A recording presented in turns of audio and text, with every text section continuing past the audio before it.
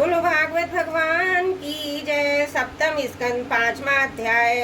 हिरण्यकश्यप का द्वारा पराग जी के वध का प्रयत्न। नारद जी कहते हैं, दुष्ट दैत्यों ने भगवान श्री शुक्राचार्य जी को अपना पुरोहित बनाया था। उनके दो पुत्र थे, षंड और अमर्क। वे दोनों राजमहल के पास ही रहकर हिरण्यकश्यप के द्वारा भेजे हुए नीतिपूर्ण एक बालक प्रहलाद को और दूसरे पढ़ने योग्य दैत्य बालकों को राजनीति, अर्थनीति आदि पढ़ाया करते थे। प्रहलाद गुरु जी का पढ़ा हुआ पाठ सुन लेते थे, उसे ज्यों का त्यों उन्हें सुना भी दिया करते थे, किंतु वे मन से अच्छा नहीं समझते थे, क्योंकि उस पाठ का मूल आधार था अपने और पढ़ाई का झूठा आग्रह उद्दिष्ट। एक दिन हिरण्यकश्यप ने अपने पुत्र प्रहलाद को बड़े प्रेम से गोद में लेकर पूछा, बेटा बताओ तो सही, तुम्हें कौन सी बात अच्छी लगती है? प्रहलाद जी ने कहा, पिताजी संसार के प्राणी में और मेरे के झूठे आग्रह में पढ़कर सदा ही अत्यंत उद्विग्न रहते हैं। ऐसे प्राणियों के लिए मैं यह ठीक समझता हूँ कि वे अपने अधः पतन के मूल कारण घास से ढके हुए अंधेरे कुएं के समान इस घर को छोड़कर वन में चले जाएं और भगवान श्री हरि की शरण ग्रहण करें। नारद जी कहते हैं, प्रहलाद जी के मुख से शत्रु पक्ष की प्रशंसा सुरी भरी सुनकर हिरण्यकश्यप उठकर हंस पड़ा। उसने कहा, तो दूसरे के बहकाने से बच्चों की बुद्धि ही बिगड़ जाया करती है। जान पड़ता है गुरु जी के घर पर विष्णु का पक्षपाती कुछ ब्राह्मण वेश बदल कर रहते हैं। बालक की भली भांति देख रेख की जाए, जिससे अब उसकी बुद्धि बहकने ना पाए। जब दैत्यों ने प्रहलाद को गुरु जी के घर पहुंचा दिया, तब पुरोहितों ने उनको बहुत पुचरा कर और फुसलाकर बड़ी मधुर वाणी से पूछा, बेटा प्रहलाद, तुम्हारा कल्याण हो, ठीक ठीक बतलाना, देखो झूठ ना बोलना। या तुम्हारी बुद्धि उल्टी कैसे हो गई है? किसी बालक की बुद्धि तो ऐसी नहीं है। कुलनंदन प्रहलाद, बताओ तो बेटा, हम तुम्हारे गुरुजन ये जानना चाहते हैं कि तुम्हारी बुद्धि स्वयं ऐसी हो गई है कि किसी ने सचमुच तुमको बहला दिया है? प्रहलाद जी ने कहा, जिन मनुष्यों की बुद्धि मोह से ग्रस्त हो रही है, उन्हीं की भगवान ने माया से झूठा दुराग्रह होता देखा गया है। ये अपना हो यह पराया, उन मायावती भगवान को मैं नमस्कार करता हूँ। भगवान ही जब कृपा करते हैं तब मनुष्यों की पाश्विक बुद्धि नष्ट होती है। इस पशु बुद्धि के कारण ही तो यह मैं हूँ और यह मुझसे भिन्न है। इस प्रकार झूठा भेदभाव पैदा होता है। वही परमात्मा व आत्मा अज्ञानी लोग अपने और पराई का भेद करके उसी का वर्णन करते हैं। उनका ना जानना भी ठीक है, क्योंकि उसके तत्व को जानना बहुत कठिन है। ब्रह्मा आदि बड़े बड़े वेदज्ञ भी उनके विषय में मोहित हो जाते हैं। वही परमात्मा आप लोगों के शब्दों में मेरी बुद्धि बिगाड़ रहा है। गुरु जी, जिसके चुंबक के पास लोहा स्वयं खिंचाता है, वैसे ही चक्रपाणी भगवान की स्वच्छंद इच्छा शक्ति से मेरा चित्त भी संसार से अलग उनकी ओर परवश खिंच जाता है। नारद जी कहते हैं, परम ज्ञानी प्रहलाद अपने गुरु से इतना कहकर चुप हो गए। पुरोहित बेचारे राजा के सेवकों पर अधीन थे, बेडर के उन्होंने क्रोध से प्रहलाद को छिड़क दिया और कहा, अरे कोई मेरा बैग तो लाओ, ये हमारी कीर्ति में कलंक लगा रहा है। इस दुर्बुद्धि कुलांगर को ठीक करने के लिए चौथा उपाय दंड की उपयुक्त होगा। देवते वंश के चंदन मन में यह कांटेदार बबूल कहाँ से पैदा हुआ, जो विष्णु इस वन की जड़ काटने में तो लाड़े के काम करते हैं। नादान बालक उन्हों की भेंट बन रहा है, सहायक हो रहा है। इस प्रकार गुरुजी ने तरह तरह से डांट डपट कर प्रहलाद को धमकाया, अर्थ धर्म काम संबंधी शिक्षा दी। कुछ समय के बाद जब गुरुजी ने देखा कि प्रहलाद ने साम दाम भेद दंड के संबंध की सारी बातें जान ली हैं, तब वे उनकी माँ के पास ले गए। माता ने बड़े पार से और नहला धुलाकर अच्छी तरह गहने कपड़ों से सजा दिया। इसके बाद वे उन्हें हिरण्यकश्यप के पास ले गए। प्रहलाद अपने पिता के चरणों में लौट गए। हिरण्यकश्यप ने उन्हें आशीर्वाद दिया, दोनों हाथों से उठाकर बहुत देर तक गले से लगाए रखा। उस समय दैत्यराज का हृदय आनंद से भर रहा था। ये दुष्ट हिरण्यकश्यप ने प्रसन्न मुख प्रहलाद को अपनी गोद में बिठाकर उनका सिर सूंघा। उनके नेत्रों से प्रेम के आंसू गिर गिर कर प्रहलाद के शरीर को भिगोने लगे। उसने अपने पुत्र से पूछा, हिरण्यकश्यप ने कहा, चिरंजीवी बेटा प्रहलाद, इतने दिनों में तुमने गुरुजी से जो शिक्षा प्राप्त की है, उसी से कुछ अच्छी सी बात हमें सुनाओ।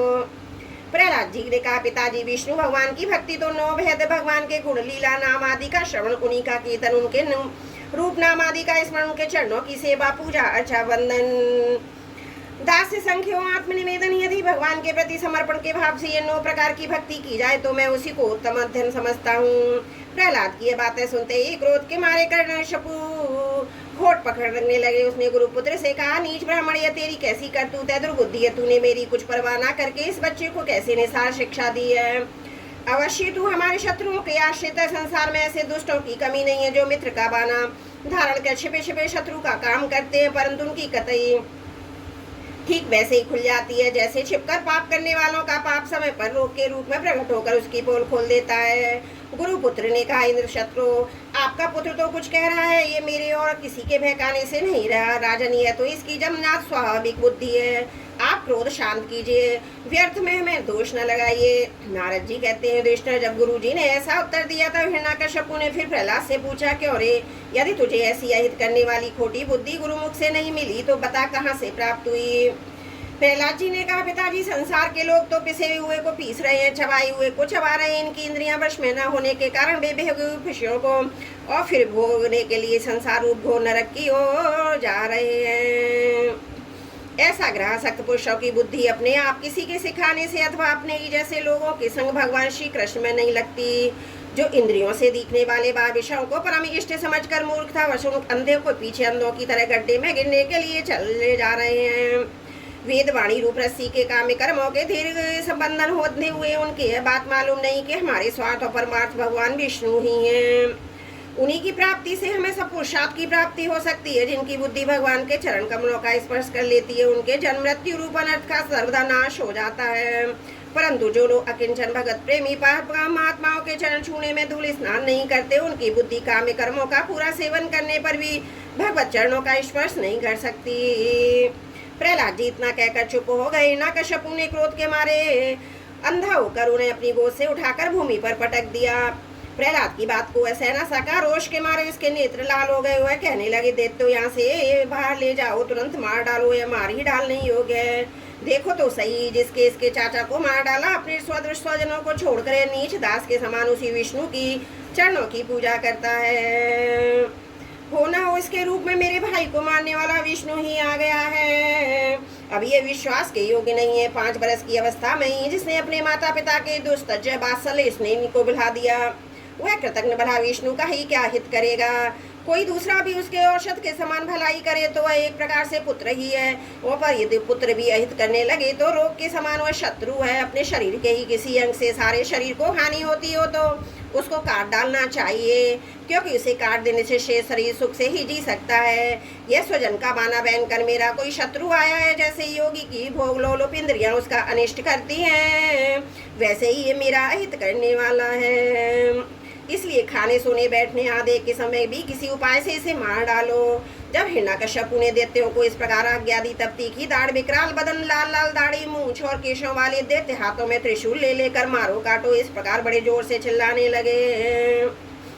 प्रहलाद चुपचाप बैठे हुए थे और दैत्य उनके सभी मर्म स्थानों में शूल से घाव कर रहे थे। उस समय प्रहलाद जी के चित्त उन परमात्मा में लगा हुआ था, जो मनवाणी के अगोचर परमात्मा समस्त शक्तियों के आधार पर परब्रह्म में। इसलिए उनके सारे प्राण ठीक वैसे ही निष्फल हो गए, जैसे भाग्यहीनों के बड़े बड़े उद्योग धंधे व्यर्थ होते हैं। युधिष्ठिर जब शूलों की मार से प्रहलाद के शरीर पर कोई असर नहीं हुआ तब हिरण्यकश्यप को बड़ी शंका हुई था। वो प्रहलाद को मार डालने के लिए बड़े हट से भांति भांति के उपाय करने लगा। उसने बड़े बड़े मत वाले हाथियों से कुचलवाया, विषधर सांपों से डसवाया, फिर होठों से कृत्ता राक्षसी उत्पन्न कराई, पहाड़ की चोटी से नीचे डलवा दिया, शंभार असुर से अनेकों प्रकार की माया का प्रयोग करवाया, अंधेरी कोठरियों में बंद करा दिया, विष पिलाया और खाना बंद कर दिया। बर्फीली जगह दहकती हुई आग और समुद्र में बारी बारी से डलवाया, आंधी छोड़ दिया और पर्वतों के नीचे दबा दिया, परंतु इनमें से किसी भी उपाय से वो अपने पुत्र निष्पाप प्रहलाद का बाल भी बांका न कर सका।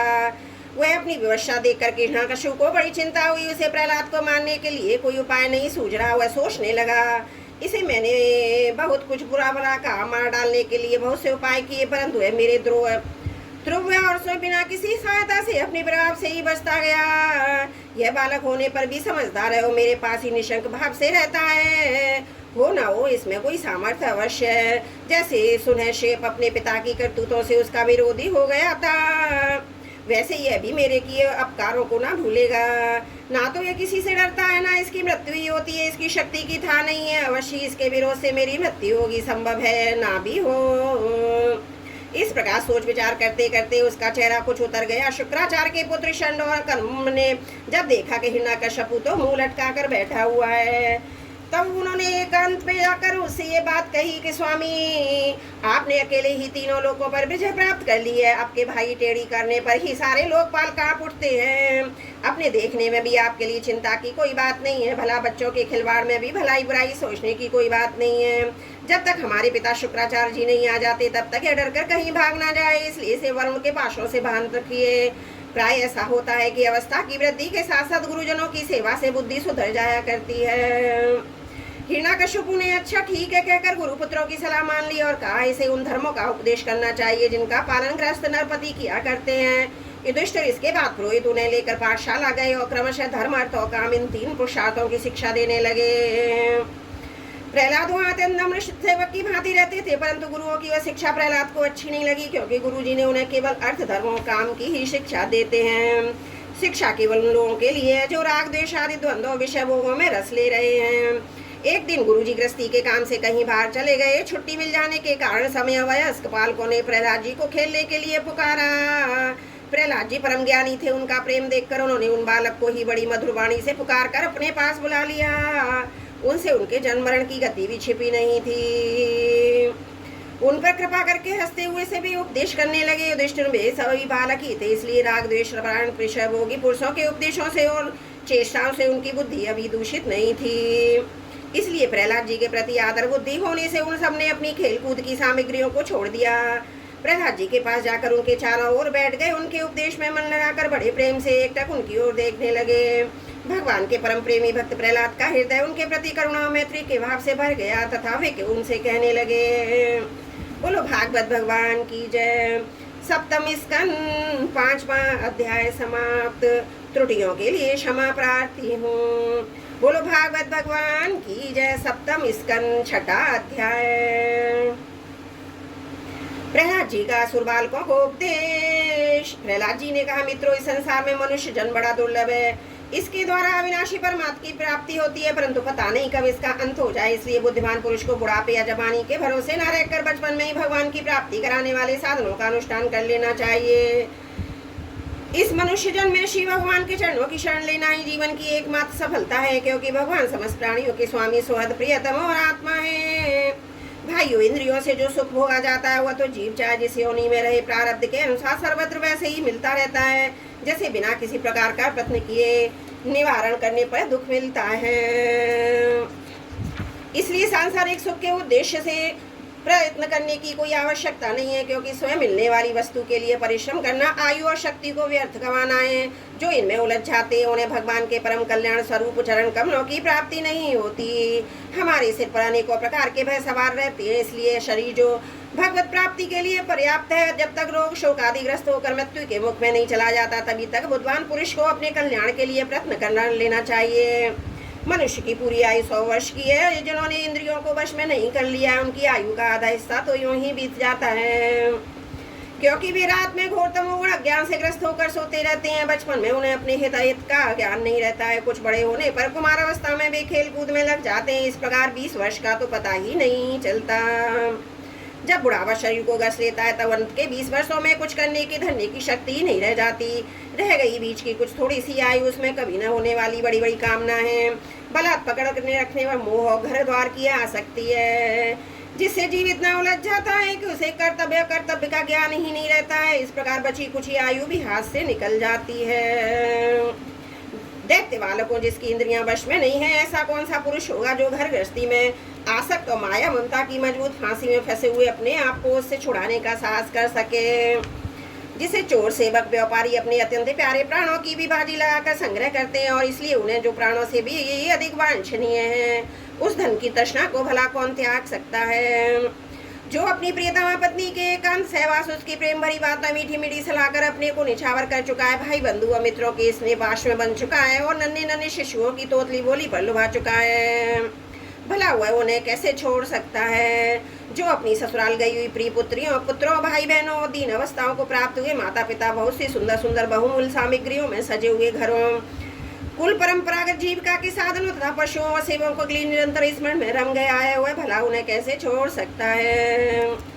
जो जनेंद्रियों और रसनेंद्रियों के सुखों को ही सर्वस्व मान बैठा है, जिसकी भोग वासनाएं कभी तृप्त नहीं होती हैं, जो लोभ वश कर्म करता हुआ रेशम के कीड़े की तरह अपने को और अपने कड़े बंधन जकड़ता जा रहा है, जिसके मोह की कोई सीमा नहीं है, वह उनसे किस प्रकार विरक्त हो सकता है और कैसे उनका त्याग कर सकता है। यह मेरा कुटुंब है, इस भाव से उसमें वह इतना रम जाता है कि उसी के पालन पोषण के लिए अपनी अमूल्य आयु को गंवा देता है, और उसे यह भी नहीं जान पड़ता कि मेरे जीवन का वास्तविक उद्देश्य नष्ट हो रहा है।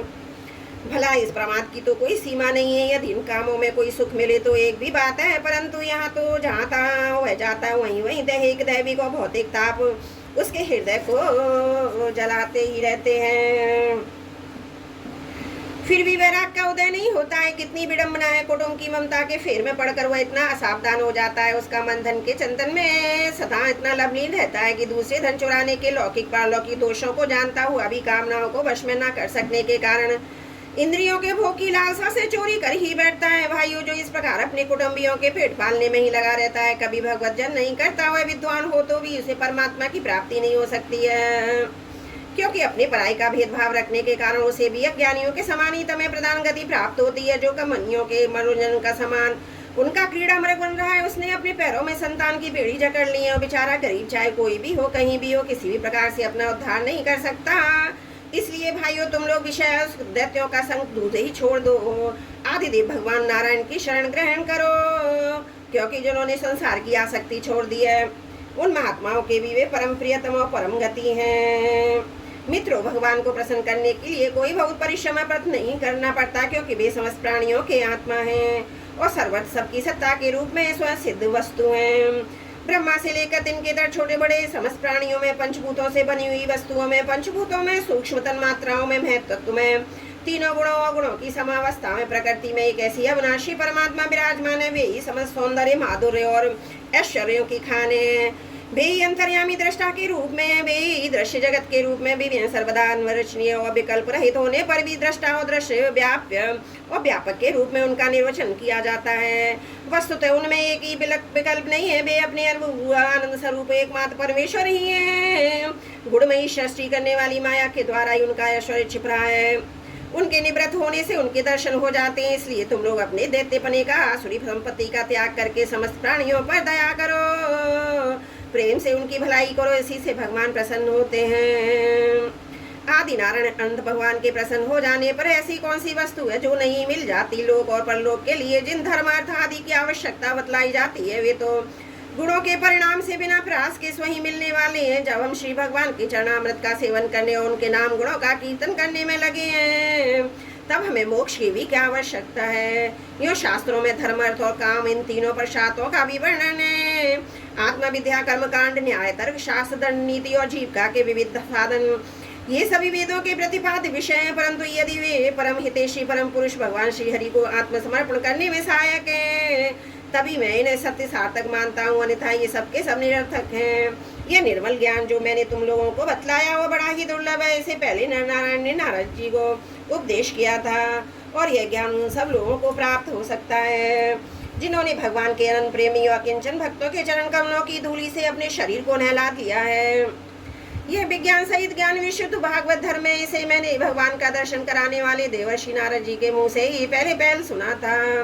प्रहलाद जी के सहपाठियों ने पूछा, प्रहलाद जी, इन दोनों गुरुपुत्रों को छोड़कर और किसी गुरु को तो ना जानते हो ना हम भी। यही हम सब बालकों के शासक हैं। तुम एक तो अभी छोटी अवस्था के हो, दूसरे जन्म से ही महल में अपने माँ के पास रहे हो। तुम्हारा महात्मा नारद जी से मिलना कुछ असंगत सा जान पड़ता है। प्रियवर, यदि इस विषय में विश्वास दिलाने वाली कोई बात हो तो तुम इसे कहकर हमारी शंका मिटा दो। बोलो भागवत भगवान की जय। सप्तम स्कंद, छठवां अध्याय समाप्त। त्रुटियों के लिए क्षमा प्रार्थी हूँ। बोलो भागवत भगवान की जय। सप्तम स्कंद, सातवां अध्याय। प्रहलाद जी द्वारा माता के गर्भ में प्राप्त हुए नारद जी के उपदेश का वर्णन। नारद जी कहते हैं, युधिष्ठिर, जब दैत्य बालकों ने इस प्रकार प्रश्न किया तब भगवान के परम प्रेमी भक्त प्रहलाद जी को मेरी बात का स्मरण हो आया। कुछ मुस्कुराते हुए उन्होंने उनसे कहा, प्रहलाद जी ने कहा, जब हमारे पिताजी तपस्या करने के लिए मंदराचल पर चले गए थे तब इंद्रादि देवताओं ने दानवों से युद्ध करने का बहुत बड़ा उद्योग किया। वे इस समय कहने लगे, जैसे चींटियां सांप को चाट रही होती हैं, वैसे ही लोगों को सताने वाले पापी हिरण्यकश्यप तो उनका पाप ही खा गया। जब दैत्य सेनापतियों को देवताओं की भारी तैयारी का पता चला तब उनका साहस जाता रहा। वे उनका सामना नहीं कर सके। मार खाकर स्त्री, पुत्र, मित्र, गुरुजन, महल, पशु और सास सामान की कुछ भी चिंता न करके वे अपने प्राण बचाने के लिए बड़ी जल्दी में सबके सब इधर उधर भाग गए। अपनी जीत चाहने वाले देवताओं ने राजमहल में लूट खसोट मचा दी, यहाँ तक कि इंद्र राजरानी मेरी माता कयादू को भी बंदी बना दिया। मेरी माँ भैंसे घबराकर खुररी पक्षी की भांति रो रही थी। इंद्र उसे बलात् लिए जा रहे थे। देवश देवर्षि नारद धरार निकले।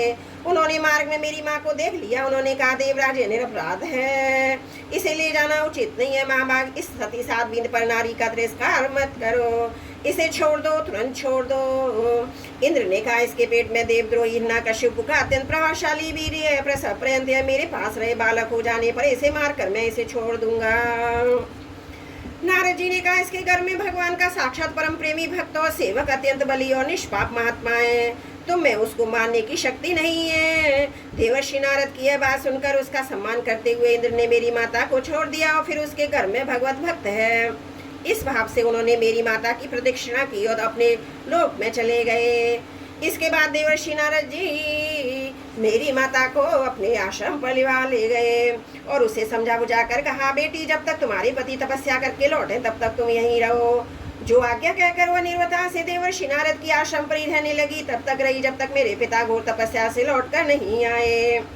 मेरी गर्भवती माता मुझ गर्भस्थ शिशु की मंगल कामना से इच्छित समय पर अर्थात मेरे पिता के लौटने के बाद संतान उत्पन्न करने की कामना से मेरे बड़े प्रेम और भक्ति के साथ नारद जी की सेवा शुश्रूषा करने लगी। देवर्षि नारद बड़े दयालु सर्वसमर्थ हैं। उन्होंने मेरी माँ को भागवत धर्म का रहस्य, विशुद्ध ज्ञान दोनों का उपदेश किया। उपदेश करते समय उनकी दृष्टि मुझ पर थी।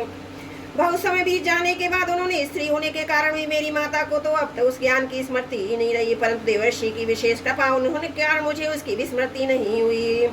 यदि तुम लोग मेरी इस बात पर श्रद्धा करो तो तुम्हें भी यह ज्ञान हो सकता है, क्योंकि श्रद्धा से स्त्री और बालकों की बुद्धि भी मेरे ही समान शुद्ध हो जाती है।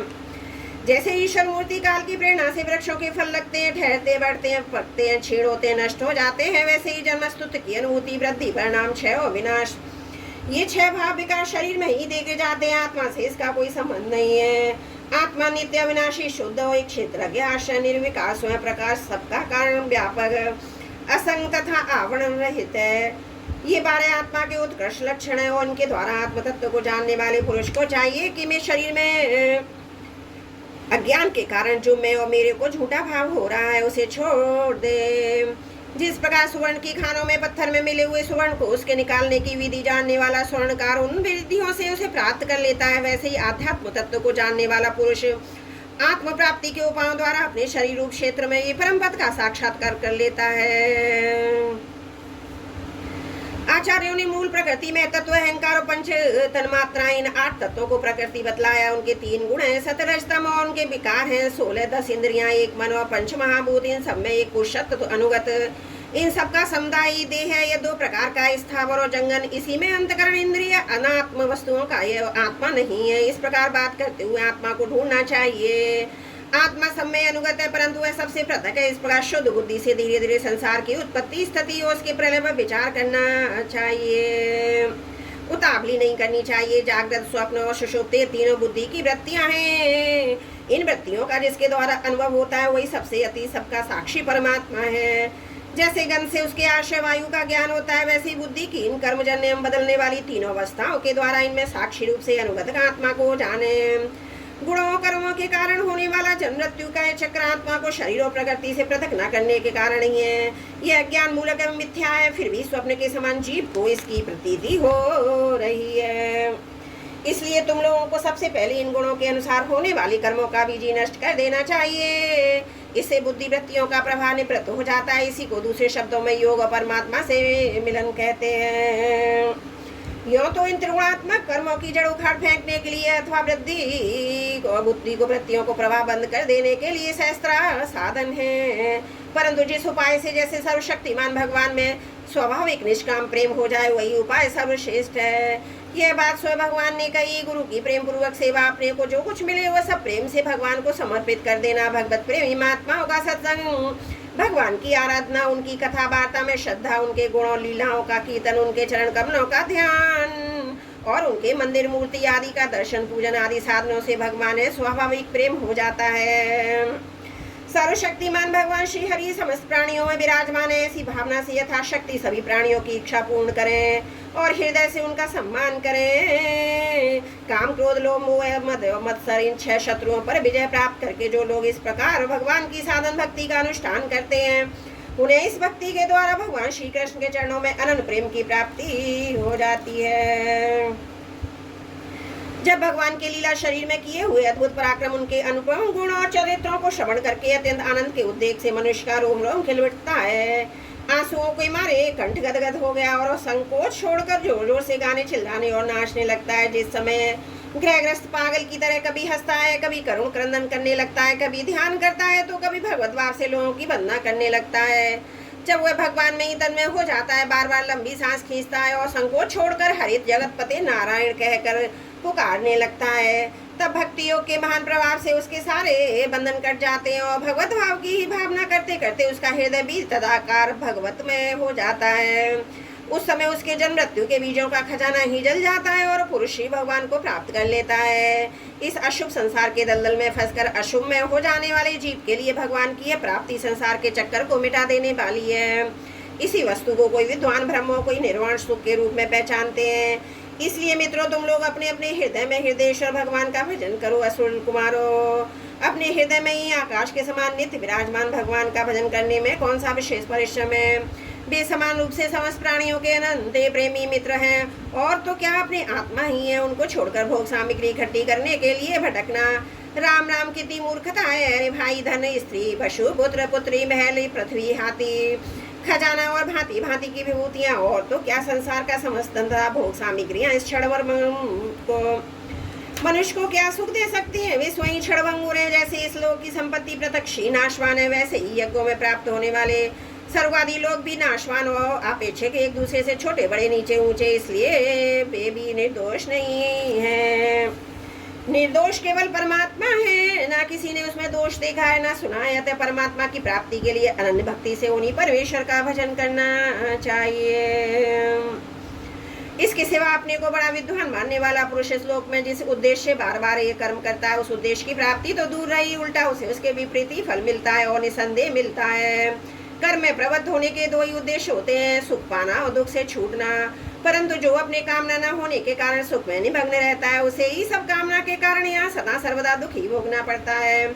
मनुष्य इस लोक में सकाम कर्मों के द्वारा जिस शरीर के और भोग प्राप्त करना चाहता है, शरीर पर आया सियार कुत्तों का भोजन और नाशवान है। कभी वह मिल जाता है तो कभी भी छूट जाता है। जब शरीर की ये दशा है, तब इसमें अलग रहने वाले पुत्र, स्त्री, महल, धन, संपत्ति, राज्य, खजाने, हाथी, घोड़े, मंत्री, नौकर, चाकर, गुरुजन और दूसरे अपने कहलाने वालों की तो बात ही क्या है।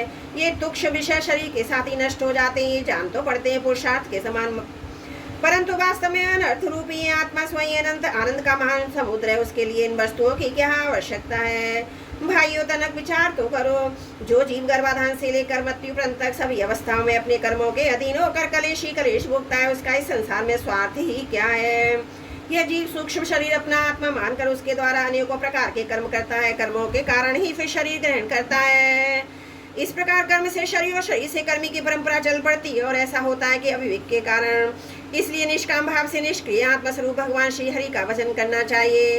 अर्थ, धर्म, काम और सबके उन्हीं के आश्रित है, बिना उनकी इच्छा के नहीं मिल सकते। भगवान श्री हरि समस्त प्राणियों के ईश्वर आत्मा परम प्रियतम हैं। वे अपने ही बनाए हुए पंचभूत और सूक्ष्मभूत आदि के द्वारा निर्मित शरीरों में जीव के नाम से कहे जाते हैं। देवता, दैत्य, मनुष्य, यक्ष और गंधर्व कोई भी क्यों ना हो, जो भगवान के चरण कमलों का सेवन करता है, वही हमारी समान कल्याण का भाजन होता है। दैत्य बाल को भगवान को प्रसन्न करने के लिए ब्राह्मण, देवता, ऋषि होना, सदाचार, विविध ज्ञानों से संपन्न होना और दान, तप, यज्ञ, शारीरिक, मानसिक, शौच, बड़े बड़े व्रतों का अनुष्ठान पर्याप्त नहीं है। भगवान केवल निष्काम प्रेम भक्ति से ही प्रसन्न होते हैं और सब तो विडम्ब मात्र हैं। इसलिए दानव बंधुओं, समस्त प्राणियों को अपने समानी समझकर सर्वत्र विराजमान सर्वात्मा सर्वशक्तिमान भगवान की भक्ति करो।